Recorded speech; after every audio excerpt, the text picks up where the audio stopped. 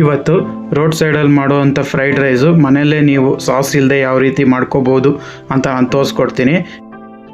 ಯಾರ್ಯಾರು ಸಬ್ಸ್ಕ್ರೈಬ್ ಮಾಡ್ಕೊಂಡಿಲ್ಲ ನನ್ನ ಚಾನಲ್ನ ಸಬ್ಸ್ಕ್ರೈಬ್ ಮಾಡ್ಕೊಳ್ಳಿ. ನೋಡಿ ಅದಕ್ಕೆ ಏನೇನು ಐಟಮ್ ಬೇಕು ನೋಡೋಣ. ಬೀನ್ಸು, ಕ್ಯಾಪ್ಸಿಕಮ್ಮು, ಕಾಳ್ಮೆಣ್ಸ್ ಪೌಡರು, ಚಿಲ್ಲಿ, ಶುಂಠಿ ಬೆಳ್ಳುಳ್ಳಿ ಪೇಸ್ಟು, ಗರಂ ಮಸಾಲೆ, ಕ್ಯಾರೆಟ್, ಈರುಳ್ಳಿ ಮತ್ತು ಎಲೆಕೋಸು. ಒಂದ್ಸಲ ಎಲ್ಲ ನೋಡ್ಕೊಂಬಿಡಿ ಕರೆಕ್ಟಾಗೆ. ಈಗ ಒಂದು ಬಾಣಲಿಗೆ ಸ್ವಲ್ಪ ಎಣ್ಣೆ, ಈಗ ಎಣ್ಣೆ ಕಾದಿದೆ. ನಾನು ಉದ್ದುದ್ದ ಹಚ್ಕೊಂಡಿರೋ ಈರುಳ್ಳಿ ಹಾಕೋತಾ ಇದ್ದೀನಿ. ಈರುಳ್ಳಿ ಚೆನ್ನಾಗಿ ಫ್ರೈ ಆಗಬೇಕು, ಅಲ್ಲಿ ತನಕ ಚೆನ್ನಾಗಿ ಫ್ರೈ ಮಾಡ್ಕೊಳ್ಳಿ. ಈಗ ಅದಕ್ಕೆ ಸೀಳಿರೋವಂಥ ಹಸಿಮೆಣ್ಸಿನ್ಕಾಯಿ, ಖಾರಕ್ಕೆ ಎಷ್ಟು ಬೇಕೋ ಅಷ್ಟು ಹಾಕ್ಕೊಳ್ಳಿ ಹಸಿಮೆಣ್ಸಿನ್ಕಾಯಿನ. ನೋಡಿ ಇದು ಚೆನ್ನಾಗಿ ಫ್ರೈ ಆಗಿದೆ. ಈಗ ಬೀನ್ಸು ಎಲ್ಲನೂ ಒಂದಾದ್ಮೇಲೆ ಒಂದು ಇದೇ ಥರ ಫ್ರೈ ಮಾಡ್ಕೋಬೇಕು. ಈಗ ಕ್ಯಾರೆಟು, ತುಂಬ ಚೆನ್ನಾಗಿರುತ್ತೆ. ಸರಿ, ನೀವು ಟ್ರೈ ಮಾಡ್ಕೊಳ್ಳಿ ಮನೆಯಲ್ಲಿ. ನೋಡಿ ಈಗೆಲ್ಲ ಫ್ರೈ ಆಗಿದೆ.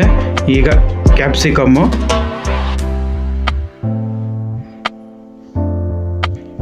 ಬೇಗ ಫ್ರೈ ಆಗುತ್ತೆ.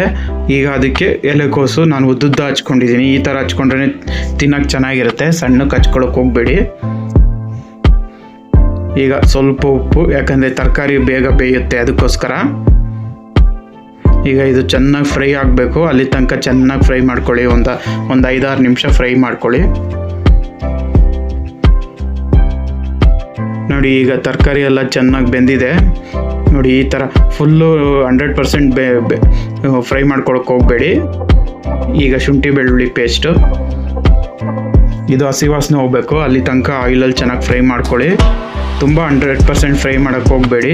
ಒಂದು 75% ಫ್ರೈ ಆದರೆ ಸಾಕು, ಯಾಕಂದರೆ ಫ್ರೈಡ್ ರೈಸ್ ಅಲ್ವಾ, ಸ್ವಲ್ಪ ಬಾಯಿಗೆ ಸಿಗ್ತಾ ಇರಬೇಕು, ಅದಕ್ಕೋಸ್ಕರ.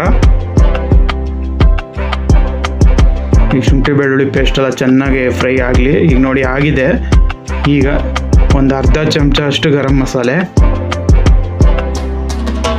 ಇದು ಚೆನ್ನಾಗಿ ಮಿಕ್ಸ್ ಮಾಡ್ಕೊಳ್ಳಿ. ನಾನು soya sauce, tomato sauce, vinegar ಯಾವುದು ಯೂಸ್ ಮಾಡ್ತಿಲ್ಲ, ಅದು ಇಲ್ಲದೇ ಸೂಪರಾಗಿ ಬರುತ್ತೆ ಇದು. ನೀವು ಒಂದ್ಸಲ ಟ್ರೈ ಮಾಡಿ ನೋಡಿ. ಈಗ ನೋಡಿ ಕೊನೆಯಲ್ಲಿ ಸ್ವಲ್ಪ ನಿಂಬೆಹಣ್ಣು, ಇದು ಆಪ್ಷನಲ್ಲು, ಹುಳಿ ಲೈಕ್ ಮಾಡದೇ ಇರೋರು ಸ್ಕಿಪ್ ಮಾಡ್ಕೋಬೋದು. ಈಗ ಅದು ನಿಂಬೆಹಣ್ಣು ಹುಳಿ ಅಂಶ ಎಲ್ಲ ಎಳ್ಕೋಬೇಕು ತರಕಾರಿ, ಅದಕ್ಕೋಸ್ಕರ ಚೆನ್ನಾಗಿ ಫ್ರೈ ಮಾಡ್ಕೊಳ್ಳಿ. ಈಗ ಕೊನೆಗೆ ಕಾಳ್ಮೆಣ್ಸ್ ಪೌಡರು, ಇದೇ ಮೇಯ್ನು, ಇದನ್ನು ಸ್ಕಿಪ್ ಮಾಡಬೇಡಿ. ಇದು ಬಿದ್ರೇ ಸೂಪರಾಗಿ ಬರುತ್ತೆ ಟೇಸ್ಟು. ನೋಡ್ಕೊಂಡು ಹಾಕ್ಕೊಳ್ಳಿ, ಖಾರ ಜಾಸ್ತಿ ಬೇಕಾದವರು ಜಾಸ್ತಿ ಹಾಕ್ಕೊಳ್ಳಿ ಕಾಳ್ಮೆಣ್ಸ್ ಪೌಡರ್ನ. ಈಗ ಕಾಳ್ಮೆಣ್ಸ್ ಪೌಡರ್ ಚೆನ್ನಾಗಿ ಫ್ರೈ ಆಗಬೇಕು ತರಕಾರಿ ಜೊತೆ, ಅಲ್ಲಿ ತನಕ ಚೆನ್ನಾಗಿ ಮಿಕ್ಸ್ ಮಾಡಿ.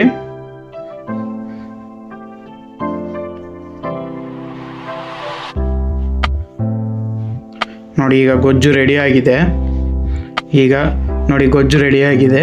ಈಗ ಅನ್ನನ ಬೇಯಿಸ್ಕೊಂಡಿದ್ದೀನಿ ಉದ್ರಾಗೆ, ಅದನ್ನ ಹಾಕೋತಾ ಇದ್ದೀನಿ. ಈಗ ಇದನ್ನು ಚೆನ್ನಾಗಿ ಫ್ರೈ ಮಾಡಬೇಕು ಅನ್ನದ ಜೊತೆ. ಇದು ಚೆನ್ನಾಗಿ ಫ್ರೈ ಮಾಡಬೇಕು ಗೊಜ್ಜಿನ ಜೊತೆ. ಚೆನ್ನಾಗಿ ನೋಡಿ ಮಿಕ್ಸ್ ಮಾಡ್ಕೊಳ್ಳಿ ನೀಟಾಗೆ.